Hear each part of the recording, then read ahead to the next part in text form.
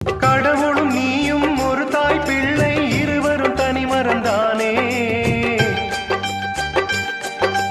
அவனுக்கும் உனக்கும் அன்னை இல்லை, அதனால் ஓரினம் தானே.